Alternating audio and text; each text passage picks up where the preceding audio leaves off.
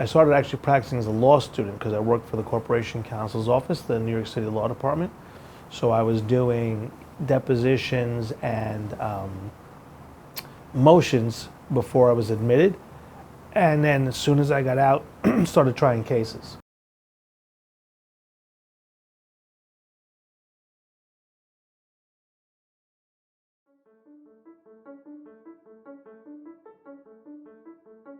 I love to read, I love to write, and it just felt right in my wheelhouse.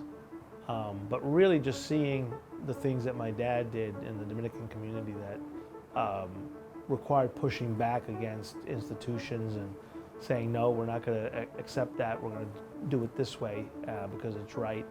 And that's what a court does, it's the great equalizer. And that really pushed me into trying to use it for the right reasons. In high school, I got them to reissue us the Regents exam in AP History because the proctor cut us down on time, and I actually, as a high school student, went up to Albany and filed a petition and got them to reissue the test, which was the first time it had ever been done.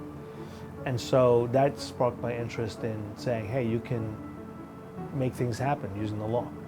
I would say be a good listener and try to understand from your client's perspective of what it is that they're going through, and even whether it's a corporation. We represent many small to mid-sized businesses now, but they have certain goals and certain needs that they need the court, to accomplish.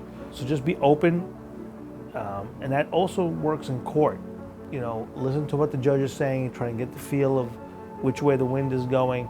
So many times we're so tied up into our own argument and the things that we want to say that we're not even hearing when things are going in our direction because we're so, closed-minded and rigid, and you've got to really be much more open and flexible and keep an open mind and be able to move on your feet.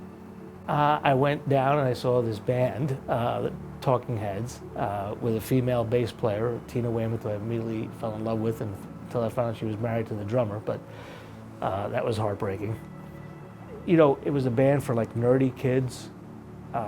They would show up. We'd go to CBGB and you'd see these other bands like the Ramones and leather and chains and piercings, and then Talking Heads would come out in Izod buttoned-up shirts, their hair part on the side, and it was like, yeah, that's me. That's what I look like up there, and then play this incredibly creative music. And I've just followed them